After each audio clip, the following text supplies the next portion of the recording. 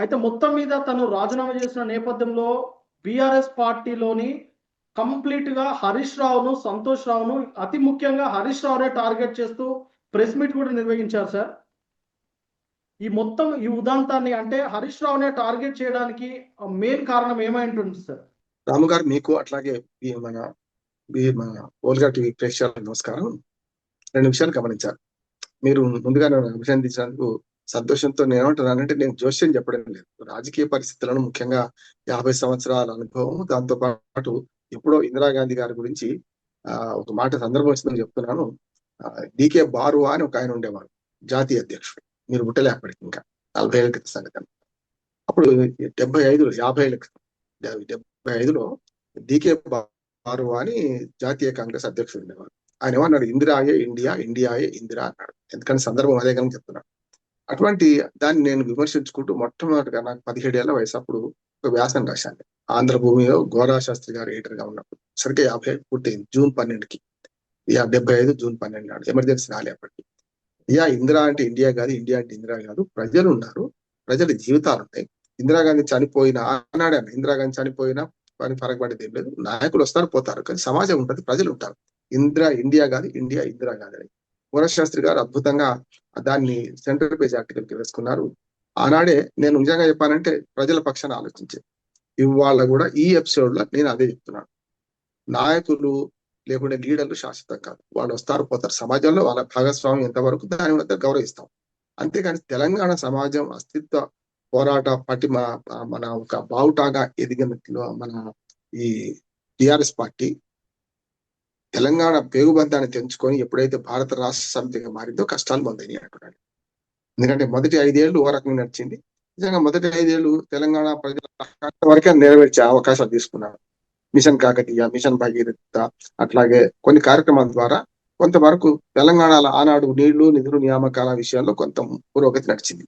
ఎప్పుడైతే తెలంగాణ ప్రజలు దీని సగంలో ఉంది, దీన్ని విడిచిపెడితే బాగుండదు, కేసీఆర్ కోరిక మీదకి అయ్యా మేము పనులు మొదలు పెట్టినాం, తెలంగాణ ప్రజల ఆకాంక్షలు మరొకసారి అవకాశం ఇవ్వని చెప్పి కోరితే రెండోసారి అంతకంటే మంచి అవకాశం ఇచ్చారు. మొదటిసారి 63 సీట్లతో ఇస్తే 2014లో 2018లో అంతకంటే పెద్దగా 88 సీట్లతో గెలిపించారు. సరే, ఫిరాయింపుల ద్వారా 104 చేసుకొని మాకు హద్దు లేదు, మరి తెలంగాణ సమాజానికి మేమే మొత్తం వారసులము, మేమే మొత్తం అంతా పాలించే వాళ్ళము, వీళ్ళందరూ పాలితులు మాత్రమే అనే అహంకారం పెరిగినాక అవినీతి పెరిగింది. రెండోసారికి అవినీతి చాలా పెరిగింది. అందుకని ఆ విశ్వరూపం ఇవాళ కనపడుతుంది. కుటుంబ కథా చిత్రం, కాల్వకుంట్ల కుటుంబ కథా చిత్రం బట్టబయలు అయింది. నిలున చీలిపోయింది. ఇవాళ బహిరంగంగా కడుపు చించుకున్నారు వాళ్ళు, కాళ్ళ మీద పట్టదు. ఇప్పుడు కడుపు చించుకుంది ఎవరు మొదలు పెట్టారు? తర్వాత కల్వకుంట్ల కవిత మొదలు పెట్టిందా? ఇవాళ నిన్న సస్పెన్షన్ తో వీళ్ళు మొదలు పెట్టినా, ఏదైనా సరే 103 రోజులుగా విజయవంతంగా ఆడుతున్న సినిమాకు ఇవాళ ఇంటర్వ్యూలు మాత్రమే ఇప్పటిదాకా జరిగింది. ఇంకా ముందు క్లైమాక్స్, అసలు క్లైమాక్స్ ముందు అంటున్నా, క్లైమాక్స్ లో మొదలైంది ఇప్పుడే. అందుకని నాకు అర్థం కాని విషయం ఏంటంటే, వీళ్ళ కుటుంబ కలహాలలో వాళ్ళు బయటపడుతున్నారు. ఎప్పుడు కూడా రాము చూడండి, ఈ దొంగలు మొదలు దొంగతనం చేసినప్పుడు అందరు కలిసి చేస్తారు. చేసిన తర్వాత పంచుకునేటప్పుడు, గోడచాటుకు పోయి పంచుకునేటప్పుడు గొడవ అయితే ఎవరికి వాటా తక్కువైనా వాళ్ళు గొడవ పెడతారు, అందరు పట్టుబడతారు, అందరూ జైలుకి పోతారు. ఇప్పుడు అదే కవిత చేసిన పని అదే. ఇప్పుడు వాటాల్లో తేడా వచ్చిందా, మాటల్లో తేడా వచ్చిందా? ఎందుకంటే 2 ఉంటాయి, మనుషులకు 2 ఉంటాయి. అంటే మానవ సమాజం అంతా కూడా మానవ సంబంధాలని ఆర్థిక సంబంధాలే అని కార్ల్ మార్క్స్ అన్నాడు 250 ఏళ్ల క్రితం అన్నాడు. ఇప్పుడు ఇంకో మాట దానికి జత చేస్తాను. ప్రఖ్యాత రచయిత బుచ్చిబాబు గారు ఏమన్నారంటే, మనుషుల్లో ఈ అనైక్యతకు వీటి కారణం అహం, ఆర్థికం 2 వస్తాయండి. అహం, ఆర్థికం. ఇప్పుడు కవిత చేసిన ఆరోపణలు అహం ఉన్నది, ఆర్థికం ఉన్నది కదా. వాళ్ళు సంపాదించుకున్నారు, నా మాట నాకు దక్కలేదని ఆర్థికం ఉన్నది. వాళ్ళు సంపాదించుకున్నారు, వాళ్ళకి చాలా పేరు వస్తుంది, నాకు అంత పేరు రావడం లేదు అనే మాట అహం. ఈ 2 అంటే నాకంటే గొప్పోళ్ళు వాళ్ళు అయిపోతున్నారని దుగ్ధ దాని వల్ల వచ్చిన అహము. ఇటు పక్కనే కేసీఆర్ కూతుర్ను, హరీష్ కు, సంతోష్ కు వచ్చినంత విలువ నాకు వచ్చలేదని చెప్పి గతంలో ఈ సంతోష్ తోని బాధపడ్డ వాళ్ళు హరీష్ కూడా ఉన్నాడు. సంతోష్ ఎప్పుడో నేను ఒక మాట చెప్తుంటాను, ఈ మధ్యనే వినాయక చవితి ఉత్సవాలు ఇంకా ముగియలే, 6వ తారీఖు నాడు వినాయక నిమజ్జనం అయింది ఉన్నది. కనుక నాయకుడి కంటే గేట్ కీపర్ ఒక్కోసారి ఎక్కువ చూపెడతారు. చూడండి, మీరు మంత్రి దగ్గర పోవాలంటే గేట్ కీపర్ కి అమ్మే ఆస్తి లోపలికి పంపిస్తారు. ఆ పాత్ర ఇప్పటిదాకా గత 5 ఏళ్ళు ఎవరు చేశారు? సంతోష్ కుమార్ చేశారు. సంతోష్ రావు చేసిన పని ఏంటంటే, ఆఖరికి కొడుకు బిడ్డకు కూడా, అంటే కేసీఆర్ సొంత కూతురికి కొడుక్కి అల్లుడికి కూడా కోపం తెప్పించే ప్రయత్నం చేశారు. గతంలో సంతోష్ మీద వీళ్ళందరూ తిరగబడ్డవాడి, వీళ్ళందరూ వరకం చెప్పాలంటే సంతోష్ విమర్శించిన వాడి బహిరంగంగా కాకుండా. అందుకని కవిత ఎపిసోడ్ లో నాకు ప్రజల పక్షం ఆలోచించబుద్ధి అవుతుంది. అసలు వీళ్ళ కొట్లాటప్పుడు జరిగింది ఏంటి? ప్రజాధనం దుర్వినియోగం అయింది. దొంగలు ఊళ్ళు పంచుకొని చేసుకున్నారు. పంచుకోవడంలో తేడా వచ్చింది కనుక అందరూ బట్టబయలు అయ్యారు కనుక నేనేమంటున్నాను, ప్రజాధనాన్ని ఈ కుటుంబం కొల్లగొట్టింది. దానికి ఆమె విడదీసింది కుటుంబాన్ని. అల్లుడును మన పిన్ని కొడుకు ఒకవైపు, తన సొంత అన్న తండ్రి ఒకవైపు చీల్చింది ఆమె. ఇప్పుడు మధ్యన ఆమె చీల్చేసింది. కనుక నేనేమంటున్నా అంటే ప్రజలు చీలిపోరు. ఇట్లా మీ కుటుంబం ఎట్లా చీలిపోయిందో ప్రజలు చీలిపోరు. ప్రజలందరూ ఏమంటున్నారంటే ఈ కల్వకుంట్ల కుటుంబ కథా చిత్రంలో ఇంత అవినీతి ఉందా అని మీరు బయటబయలు చేసుకునే దాకా తెలియదని కాదు, కానీ మీరు బట్టబయలు చేసుకున్నారు కనుక ఇంకా బహిరంగం అయిపోయింది. ప్రజల ధనాన్ని దోచుకొని మీరు పంచుకొని వాళ్ళ పంపకాల్లో తేడా వస్తే ఇవాళ బయటపడుతున్నారు కదా. మీతో పాటు ఈ 5గురితో పాటు మంత్రులు, గతంలో పనిచేసిన నాయకులు, బీఆర్ఎస్ పార్టీలో ఉన్నవాళ్ళు, ప్రభుత్వంలో ఉన్నవాళ్ళు, వీళ్ళందరూ దోచుకున్నట్టే కదా. ఎవరి మాట ఎవరి పరిధిలో వాళ్ళు దోచుకున్నారు, అంతేగా. కనుక ఇవాళ దోపిడీ బయటపడ్డది. ప్రజలు అడుగుతుంది ఏంటంటే మీ దోపిడీ మాట సరిపోయి ఇంకా లేదు, ఇంకా కొనసాగడానికి వీలు లేదని చెప్పి మేము అహంకారాన్ని అవినీతి ఓడించి కొత్త పార్టీని గెలిపించుకున్నారు, కాంగ్రెస్ గెలిపించుకున్నారు. కానీ ఇప్పుడు అధికారం లేనప్పుడు ఈ పంచాయతీ పెట్టుకొని మీరు బయటపడరు కదా. ప్రజలు ఏమడుగుతున్నారంటే మిమ్మల్ని నమ్మి మేము మోసపోయాము, మోసపోవడంతో పాటు మోసపోయింది తెలుసుకొని ఒక రకంగా చెప్పారు మీకు పక్కకు పెట్టాం, ఇప్పటికీ కూడా మీకు బుద్ధి రావడం లేదా అని ప్రజలు అంటారు కదా. అందుకని ఈ కాళేశ్వరం కావచ్చు, ఇంకేం దోపిడీ, ప్రభుత్వంలో దోపిడీ జరిగింది. ఆమె ఏమంటుంది, మా నాన్న మంచోడు, మా అన్న మంచోడు. మొట్టమొదటి ఇక్కడి నుంచి వస్తాను నేను, మా అన్న మంచోడు అంటున్నా ఈమె. నేను కేసీఆర్ గారిని మాత్రం తప్ప ఇంకెవ్వరిని ఐ డోంట్ కేర్ అన్నది. ఎప్పుడు దయ్యాలు ఉన్నాయి మా నాన్న పక్కన అన్నప్పుడు ఏమన్నది, నేను గౌరవించా, మా మొత్తం పార్టీలో ఒక్క కేసీఆర్ గారిని గౌరవిస్తా అన్నది. అంటే నీ అన్న మీద ఆనాడు వర్కింగ్ ప్రెసిడెంట్ ఇప్పటికి కూడా కేటీఆర్ గారు. అంటే కేవలం వ్యవస్థాపకుని గౌరవిస్తా, వర్కింగ్ ప్రెసిడెంట్ గౌరవించా అంటే నీ సంకుచిత మనస్తత్వం అర్థమవుతుంది కదా కవిత గారిది. కానీ నేనేమంటున్నానంటే ఇవాళ పార్టీని ధిక్కరించడం, పార్టీలో ధిక్కరించి ఆ ఇద్దరి కుటుంబాన్ని రెండుగా చీల్చినవు. నేనేమంటున్నాను, ఈ మొత్తం ఎపిసోడ్ నడిపించే ధృతరాష్ట్రుడా ఎవరు? కేసీఆర్ గారు. అంతే కదా. కళ్ళుండి చూడలేని వాడు అవుతుంది ధృతరాష్ట్రుడే. కళ్ళుండి కనీసం పుట్టుగుడ్డి, కానీ పుట్టుగుడ్డి కాదు కదా కేసీఆర్ గారు. చాలా తెలివి కలవాడు, 85,000 పుస్తకాలు చదివినవాడు కదా. మరి కొడుకు ఏం చేస్తున్నాడు, అల్లుడు ఏం చేస్తున్నాడు, కూతురు ఏం చేస్తుంది, పిన్ని కొడుకు మన భర్తల కొడుకు ఏం చేస్తుంది తెలుసుకోవాలంత మూర్ఖుడైతే కాదు కదా. నా ఉద్దేశం ఏంటంటే ఈ మొత్తం ఎపిసోడ్ కు మూలకారకుడు కేసీఆర్ అంటున్నారు కదా. ఎవరిచే జనించు వెంబడి లోపల ఉండు అన్నట్టు ఎవరైతే ఈ పార్టీకి మూలకారకుడో ఆయన తప్పు చేస్తేనే కదా. ఇప్పుడు ఆయన ఊరుకుంటేనే కదా వీళ్ళందరూ పెట్టిపోయింది. ఇప్పుడు మీ నాన్న మంచోడు, అన్న మంచోడు అంటున్నారు.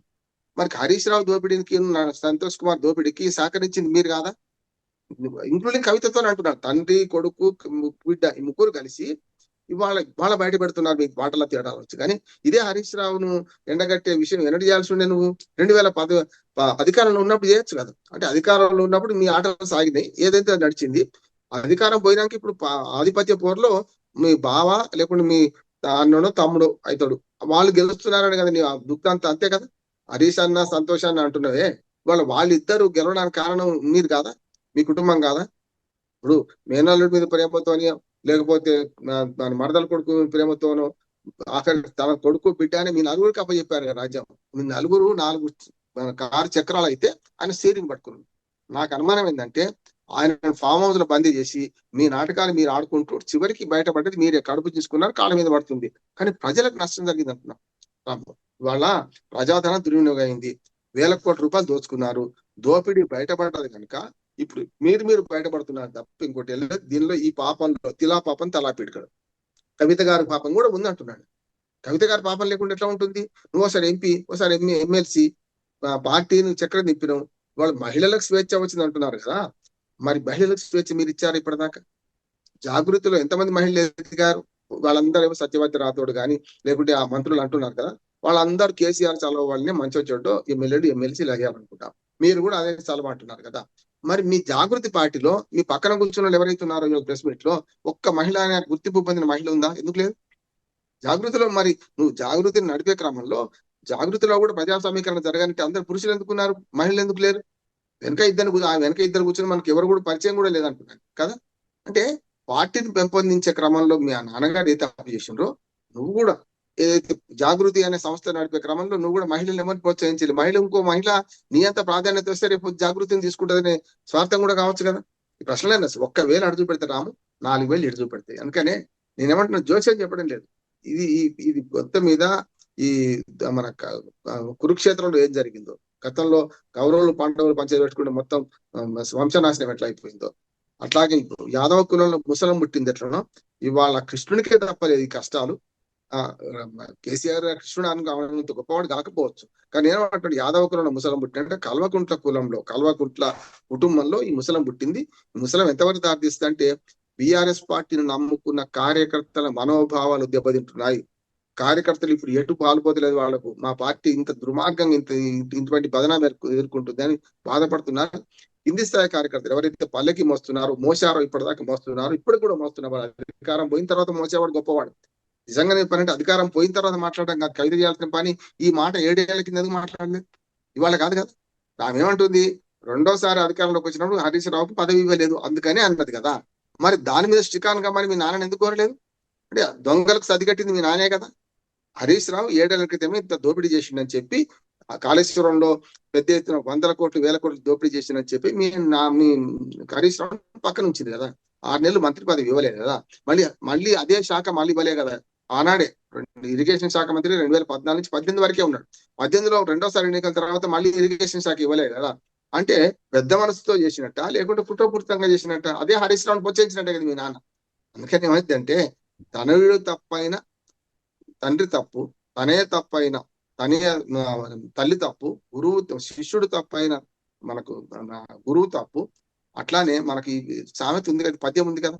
ఇప్పుడు బిడ్డ తప్పు చేస్తే తల్లి తప్పు, కొడుకు తప్పు చేస్తే తండ్రి తప్పు, అట్లాగే శిష్యుడు తప్పు చేస్తే గురువు తప్పు. మరి వీళ్ళు హరీష్ రావు కానీ వీళ్ళు తప్పు చేస్తుంటే ఉపేక్షించిన మీ నాయకుడు తప్పు కాదా అని నేను అడుగుతున్నాను. అంతేగా. అంటే నాయకుడు మంచోడే, మా అన్న మంచోడే, వాళ్ళు మాత్రం చెడ్డోళ్ళు అంటున్నారు. మీరు 5 మంచోళ్ళు కాదా? నేను మీ 5 దోపిడీ దొంగలాగా ప్రవర్తించినాడు, తెలంగాణ సమాజం దోచుకున్నాడు ప్రజలు అంటున్నారు, నేను కాదండి ఇది. కనుక ఇది ఇప్పుడు ఉల్టా ఏమైంది, పార్టీ ప్రతిష్ట మొత్తం మసకబారింది.